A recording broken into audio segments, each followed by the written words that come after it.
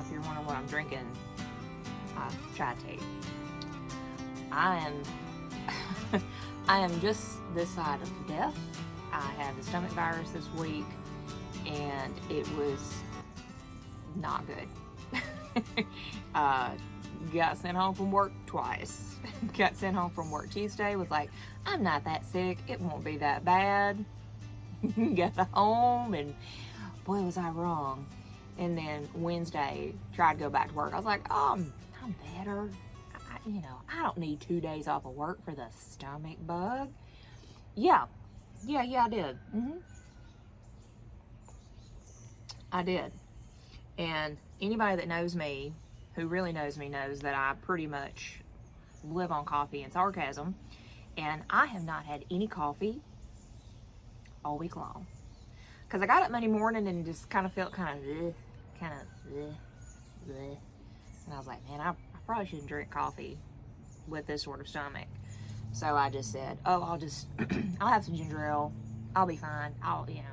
Power through, baby. No, I did not.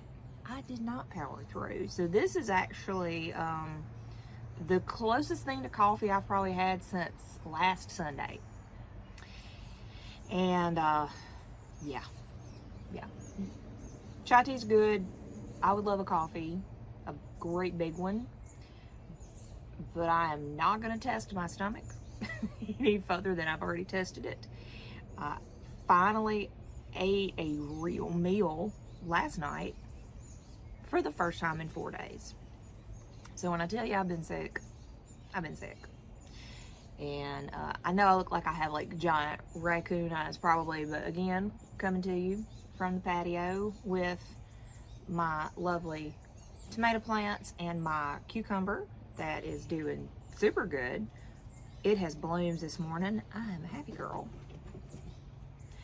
As is my dog. She's happy too. You see her in the background running around. But yeah, it's Saturday morning. I'm still taking it easy. I'm not going to try to be Superwoman.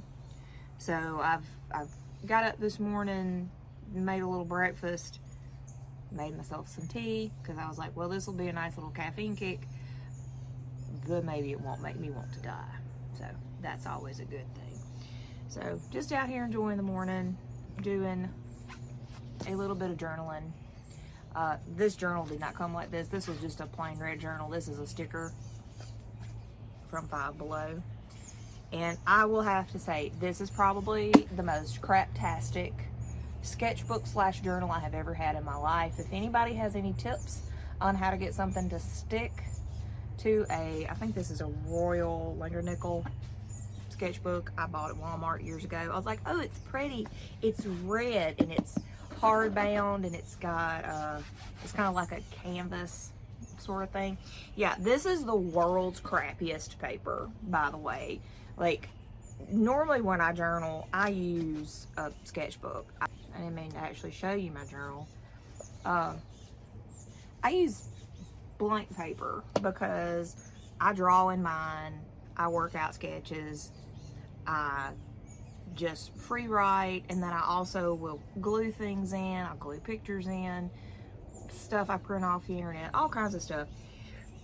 And I normally just use Elmer's glue stick because it's, it's easy, it's convenient. You can keep it in a pencil pouch. You see something, glued in. It doesn't stick to this paper, but yet this paper hates water. You cannot use watercolor in this journal or sketchbook or whatever this evil thing is. I'm trying to quickly work my way through it because this is the world's crappiest sketchbook. It's terrible. But yeah, doing a little bit of journaling in the world's most terrible sketchbook, drinking chai tea, just trying to get my day started. And yeah, that's the morning. It is June the 7th. Delilah in the background, cruising around. Let me show you this. I thrifted these 2 plates the other day, and I'm sure they're probably like sushi plates, but I love dishware. I get that from my mother, my grandmother's, but I love picking up, like, I love thrifting plates because I'm a weirdo, as we all know. But look at that. if it'll focus. Look at that. It's a little Chinese plate with goldfishes. Who wouldn't want to eat their breakfast off of a goldfish plate? But anyway, that's what we're working with. Welcome to June. Can only go up from here.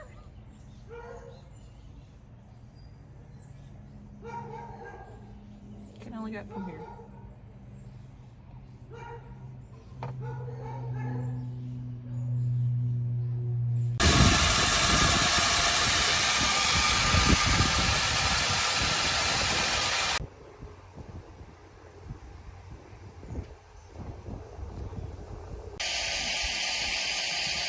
Good afternoon. Finishing up a few chores here at the barn. I was fully prepared with thin cotton hot weather shirt, and it's blown up some clouds and looks like it's going to rain here in just a few minutes. It's already had a little shower, but I am thankful to not have to scrub down a trough when it is 511 degrees outside. So would have been nice to have rode today, but you know, there's always tomorrow. It is Monday, June the 17th, and my hair is frizzy. Goodness. But it's we're getting the week started, and I may try to process some film when I get home. First roll that I have probably processed in many years. I'm not going to tell you how many years because I am ashamed. Plus it will tell you how old I am. But yeah, let's go do that. Let's go process some film. Hey y'all, welcome to my hallway bathroom that I have commandeered into a film developing space, I suppose, right now. It's pretty late. I think it's after 11 o'clock, but the house is quiet and everybody's asleep and in bed, and I can concentrate. And I'm going to try to do this first roll of film that I have done probably since college. Or I'm not showing myself on camera. I'm sorry. I have taken off my makeup. It's very late. It's Friday. I'm tired, but I really want to try to do this. So the first thing that we have to do is get the film on. I'm sorry. We have to get the film on the film reel and get it in the canister so we can actually develop it. Now, back in the olden days of me having a access to an actual dark room, we had these actual dark rooms, like these little closets that had zero light in them. I'm gonna try to move my camera back just a little bit so bouncy. I mean, I could do that in this bathroom. It has one window. It would not take a whole lot to light-proof this one window, but the thing about it is you have light that comes in around the doors, so that would mean that you could only do film when it's dark outside and you don't have to worry about anybody opening the door on you. So the answer to this is a light-proof bag, and you see these all over the intranets, and it's basically got a space for you to stick your hands into. This part down here unzips. It's light safe. You put all your goodies in there, and then you put your film on your film reel. There's a lot of people on YouTube that have great demonstrations on how to do this. I don't have the patience to do that tonight, but I just wanted to show you kind of what I was doing. So you have this lovely double zipper bag. So you have one zipper here, you have another zipper here. That's what makes it light safe, is it's got two separate zippers. And I really don't have as much space as I would like, and I'm trying to record it. I don't use the plastic canisters like you see a lot of people on YouTube use, the ones that are kind of easy to feed, the ones that are black and red. These are what I used in college. These are actually, this one I bought new. I have one that fits 4 35mm reels or 2 120 reels. This one just fits 1 120 reel, which is, that's what I'm developing tonight. So this is a 120 reel. This is your 120 film. It's got paper backing on it. This is old film. So if this doesn't work tonight or doesn't turn out, I'm not going to cry. This is old expired film that I had left over, and so I'm really just using this one as a test run before I actually try to develop something that I really, really like. And I didn't realize you could see me in that. I got my iPad in here for a reason. But yeah, so what you're going to do is you're going to do all of this in the dark. You're going to take this, you're going to put this on this, you're going to stick that in there, and then you have a lid. And once you're all done, you're good to go. You're good to start developing. I'm not going to film that because I don't know how long it's going to take. I used to be like really good at this and really fast, and I never kinked my film, but that was a long time ago. It was a long time ago. But I'm going to give it a go and we'll see what I can do. And when I get this film in this reel, I will meet you back here. Okay? Okay, cool. Well, that certainly took a lot longer than I thought it would. And that's the only bad deal about these metal reels. They will last a lifetime and they work really well, but the thing about it is it takes a little bit to get used to them, but you know, once you do, you're good to go. All right, now your film is in a light safe container. We can actually take this top off and we are going to start mixing our developer. I'm using, this is a new developer. I've never used this developer. I always used Kodak Dectol when I was in college. I also used some Ilford stuff, and I bought some Ilford developer. I really like that. But this is Arista. This is their Professional's Choice film developer. I shot a ton of Arista film in college. I think I actually used their litho developer a couple of times when we had some litho projects. So I'm excited to try this. So I'm going to mix this up some developer. We're going to go from there. Developer has to be mixed up by this particular brand as 1:9. This little canister takes 400 milliliters of water. I know it probably sounds funny hearing an American use milliliters, but it's honestly the easiest way to measure this stuff out and be precise and get the correct amount of, you know, water and chemistry and that kind of thing. So the first thing you want to do is measure your water and get it to the correct temperature. Like I said, it needs to be 68 degrees. This is some distilled water. This is really what I would like to use. So we needed 40 milliliters of water of developer. 40 milliliters.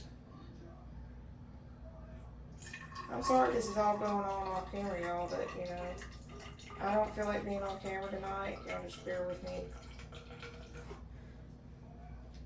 I wanted to record me developing this first roll of film, and I wanted to be all cute and be on camera, and my week has been a little crazy, and I have been tired at night because boy howdy have we been slinging the loans and the paperwork at the bank this week. I'm gonna go and rinse this out because if I don't, I'll forget.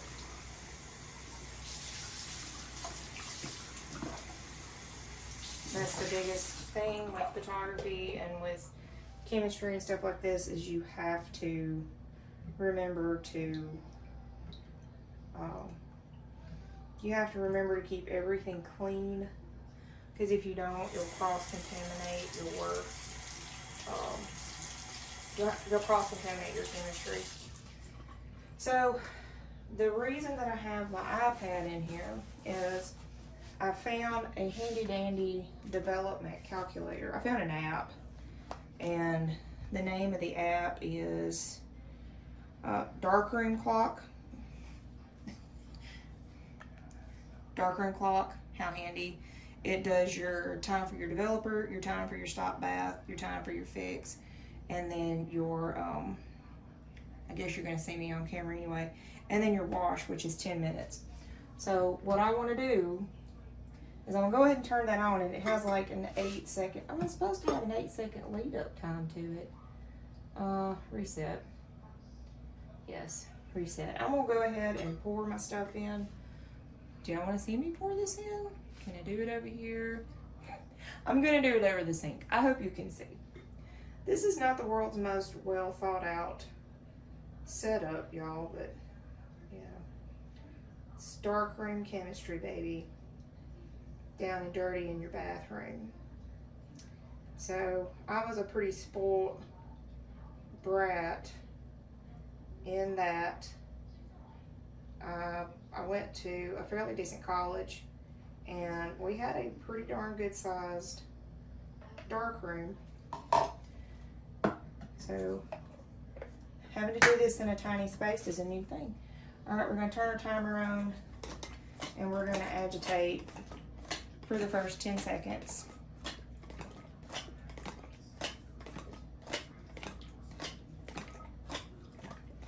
We're going to set her down.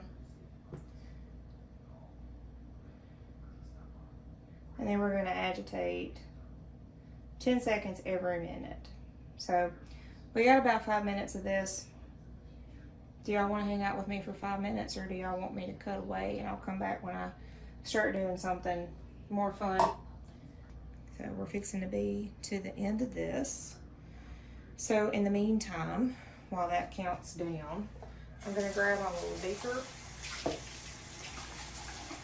that I'm measuring with. And, okay. This is, the next thing we're going to do is our stop bath. You can't reuse your developer. I know there's a lot of people that say, oh, you can reuse your developer. We didn't reuse our developer, and you end up really having to adjust your times. That's no good. The next thing we're going to do is stop bath.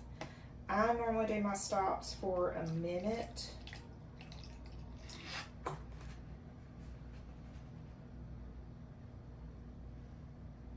This does not look like stop bath. Maybe it is. I'm used to stop bath being bright yellow. Hold on.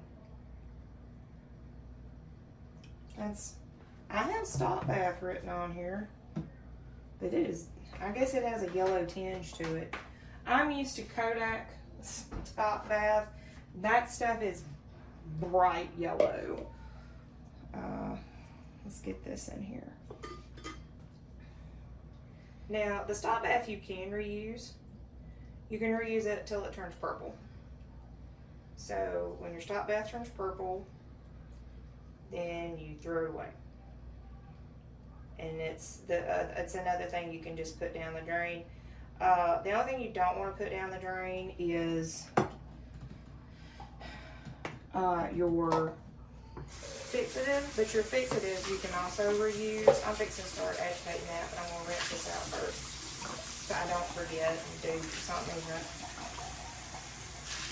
Okay, so we're going to put our cap back on there. Going to hit this, and we're just going to agitate gently for a minute. This is your stop bath. Please do not open your film canister. Your film is still not light safe. Your film is not light safe until it is fixed. So after the fixative, which I'm going to do mine for like 3.5 minutes. I don't have my cap on good. Here we go. Nice.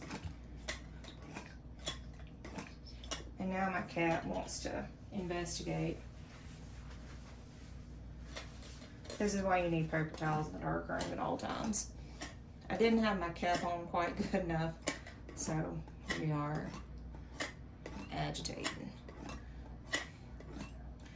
Stop bath takes the shortest amount of time. A lot of people just use water for stop bath. Stop bath is terribly cheap. It's, I think, the cheapest chemical that I bought. So I don't understand why you wouldn't just go buy some damn stop bath and stop your film. And it arrests the development process. So what we want to do is I'm gonna grab this bigger beaker. We're gonna save this. We're gonna pour it right in there. And what I'm doing is I'm checking the color. Color looks cool. Color looks good. When stop bath goes bad, it turns bright purple. You will know. This is not purple.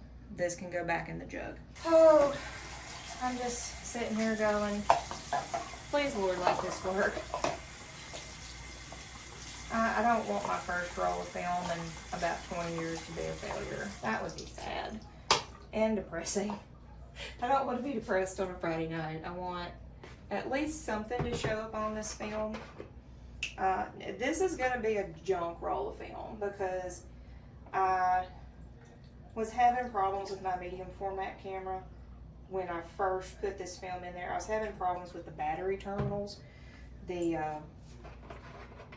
light meter did not want to come on. None of the electronics wanted to work on the camera, and I was about to freak out because it's a really nice camera, and I was going to be super duper sad if it was broken, and there's literally no camera shops around here to fix it. To fix a Mamiya medium format camera, I would have had to have mailed it off somewhere, and it would have been a pretty expensive fix, to the point that I probably would have been better just to make the camera a decoration on a shelf somewhere and just not worried about fixing it. All right, so now we're on our fixative. This is what's actually going to fix our film. And you're going to agitate this for the first minute, and then you're going to agitate it every 10 seconds, every minute thereafter.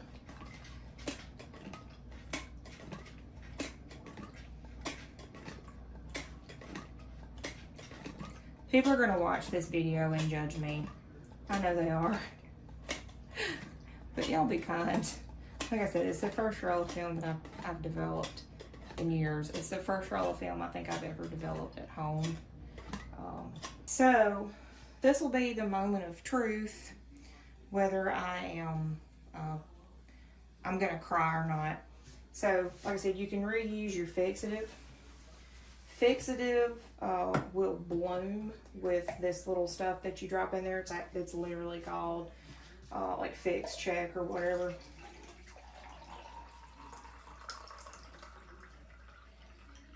But I'm not even going to check this because this is the first batch of film that this has ever done.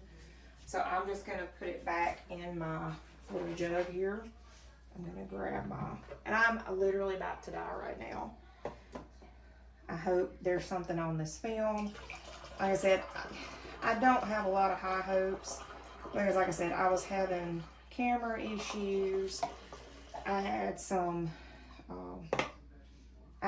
winder advancement issues because it was the first time the camera's probably shot any film in probably 15 years. I shot some rolls of film through it after I graduated when we still had a local lab that could do 120 films. I shot several rolls of color film through that camera right after I graduated, but I've never processed color at home because color was so intimidating to me. Moment of truth, you want to come over here? You want to come a little closer? Shall I rearrange the camera so that you can see my failure and pity me, or you can celebrate with me? Okay, come on. I'm gonna turn this off and I'm gonna rearrange my shot. I rearranged my shot. I am going to take the lid off and I'm gonna fill it up with water. I'm gonna give it a little wash. It's got wash for 10 minutes. But what I'm gonna do is I'm just gonna rinse it so that I can look at the film and even see if there's anything on here.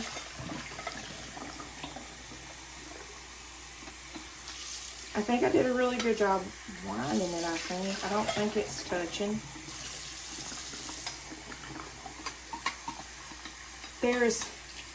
You have to develop a feel for winding this film on here, and it may be touching all over. For one thing, I think we had, oh, it touched, y'all. It touched in places. It definitely touched. Oh no. This is a train wreck, y'all, but you know, we learn by doing. We definitely learn by doing. I definitely had this film entirely too tight, but we're going to try to salvage it. We're going to try to pull it, and maybe I can get 1 or 2 workable negatives off of it. Oh man, we had some really nice negatives on here, and I ruined them. I don't know what happened. I don't know if it's this particular reel. I hate to blame the reel, because I'm sure it's user error. I'm going to try to rewind it so I can at least, I think I have 1. Oh no. Oh y'all. Oh, I just feel awful. I want to throw up. I want to throw up and quit. All right, let's use this as a teaching moment for ourselves. For me. I'm the one that needs to learn. There's our problem. Our film was not on the leader straight. It's so important that the film be on there straight. So that was my whole problem. My film was not on here straight. I definitely should have clipped this off. So let's do this. Since we've already trashed this film. And like I said, it's the first film I've done in 20 years. We're going to clip that off. Oh, I just want to throw up. I do. I want to throw up. Oh, y'all. I could just cry. Scream into the abyss and cry all at the same time. So, there you have it. First roll of film that I've done in many years. I messed up. Because I didn't have it on the reel properly. That's the only bad part about those metal reels, is if you mess up, there is very little forgiveness. The reason I didn't buy a set of plastic reels when I got back into doing this is I never liked them in school. I could not for the life of me. I tried. I never could get the film to feed on those reels correctly. For love nor money, didn't matter what I did, I could not get them to work right. But I think I bought another reel. Hold on.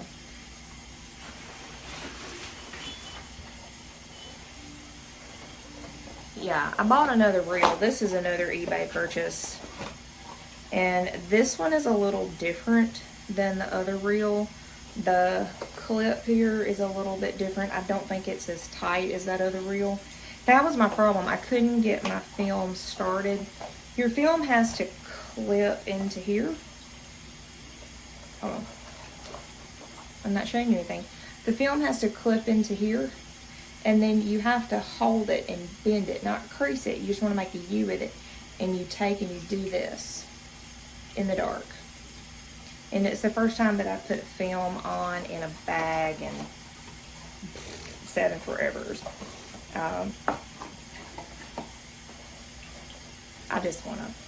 I want to throw up and cry at the same time.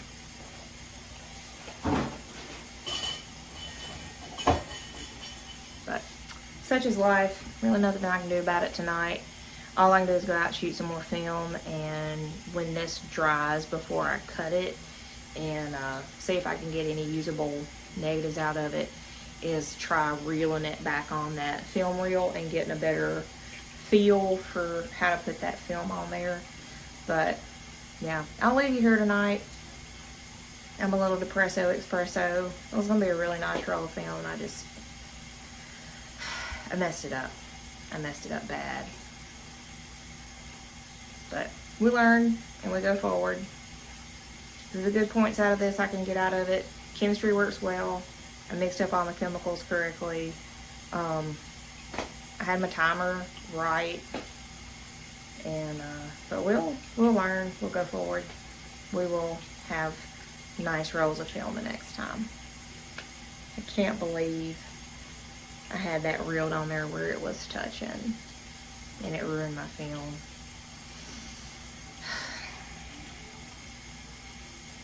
I'm a sad panda, but I'll take from this what I can and move forward.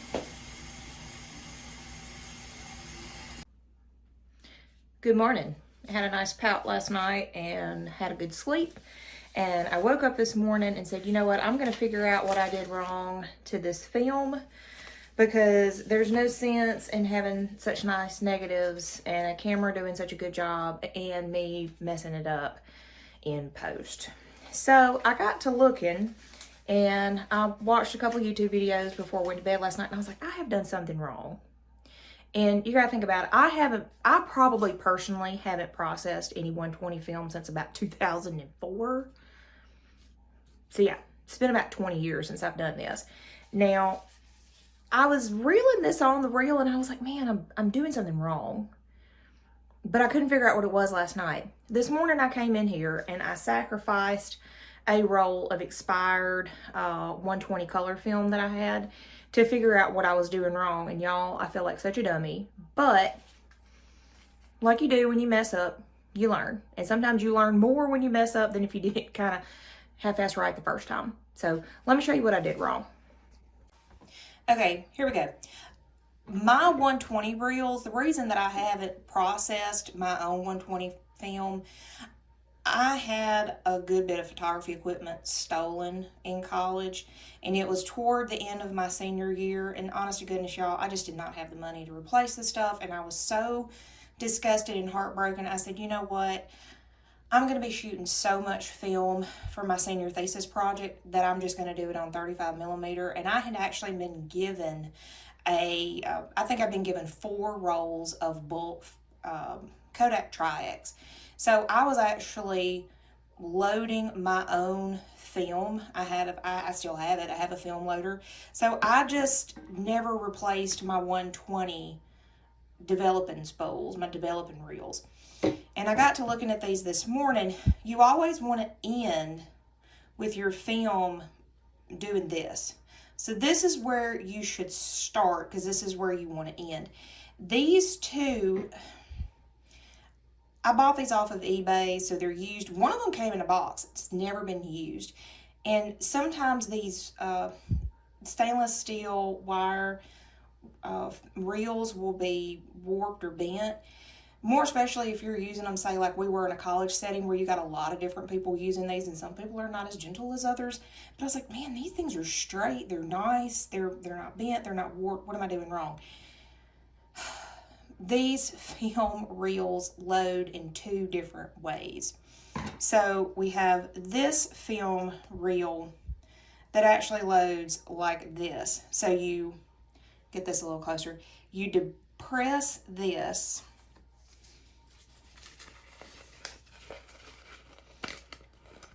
Here's your film, and you remember you got to do this in the dark. So you depress this slides under there.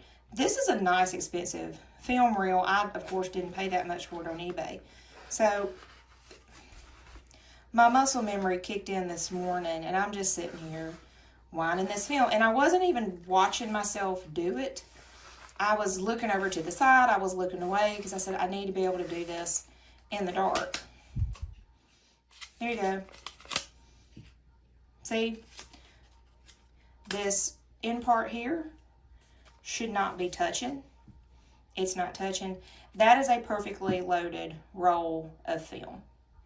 This is the film roll that I loaded incorrectly. So I'll show you what I did wrong. So in case you have one of these, I'm trying to be careful and not wrinkle this roll of film. But you know what? I'm sure somebody else has done this too, and somebody has bought one of these, and maybe you're frustrated and you, I don't know. I felt like such a dummy this morning, but I said, you know what? You learn and you move on. I was trying to load it like this, like stick this under there. It's never going to load correctly because these only load one way. One way. It's the only way to load. So this film reel in particular, you have to load it like this. You want to look for this here. This is where your film needs to end. All right? So that's film reel number 1. This actually came with this shorter developing canister. Okay? Okay, cool. This film reel, look at that. It ends here. Okay, so that means you need to start there. This one loads the opposite way. This one, you stick it under that little clip, just like that, and you're gonna cup your film. That's how I was told. You're gonna cup that film, and it just winds on.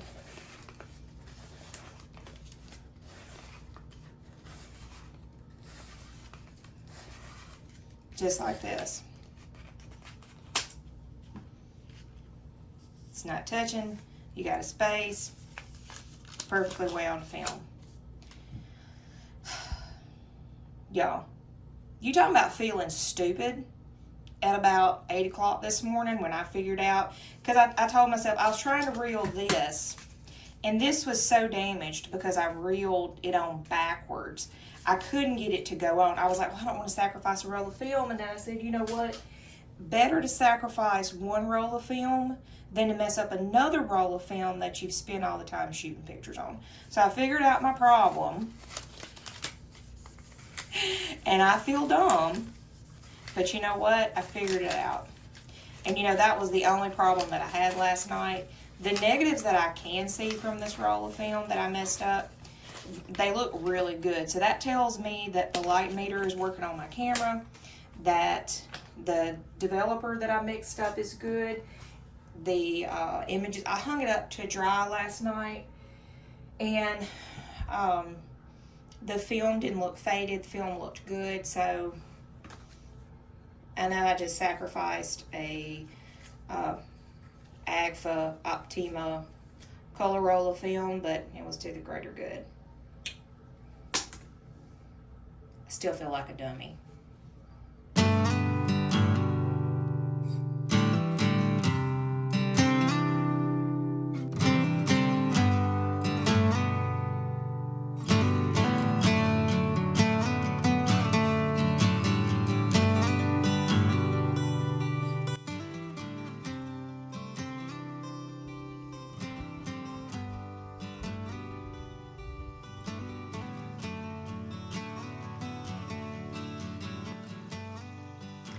So that's going to be it for June. Kind of a weird month, kind of a long month. We've had some rain, we've had some heat, and just trying to get started again with old things like film photography and processing film. I hate that my first roll was such a absolute disaster, but the thing about it is when you have a disaster like that, you learn a lot of things in a very short period of time. So I'm hoping that my next roll of film, fingers crossed, turns out a lot better than that. I hope it will. And I'm just ready to get out there and shoot some more. And it's been really, really hot. I know this is the ending kind of scene for June, but I'm shooting this on the 8th of July. July 4th holiday was so incredibly hot, and it normally is in Mississippi. I mean, it's the middle of the summer for Mississippi, but yeah, it's been hard to get out and want to do anything. I've been doing a lot of house projects, you know, cleaning out closets and organizing and all that stuff that I do, and it's just entirely too hot to go outside and work outside, so that I have all my chores done when it starts cooling off and we can get out and do some stuff. And I'm looking forward to it cooling off just a little bit. It is currently about 93, 94 degrees outside, but with the heat index and the humidity and everything, it feels like 101 or 102. So this is why I'm shooting this in the shade of the trailer and just trying not to be too shiny on camera. I'm sweating, y'all. It's hot. It's Mississippi. It is what it is. But I hope y'all have a great month. July has gotten off to a bang. I have a cool old church to show you in my next video. We're shooting more with Mamiya, and I have some more plans to shoot with some of my older cameras, antique cameras that I have in my collection, and share those images with you. I'm just excited to kind of jump back on this film bandwagon, and then we're going to do some other stuff too besides photography. So I hope you have a great July, and we will talk to you soon. Bye, y'all.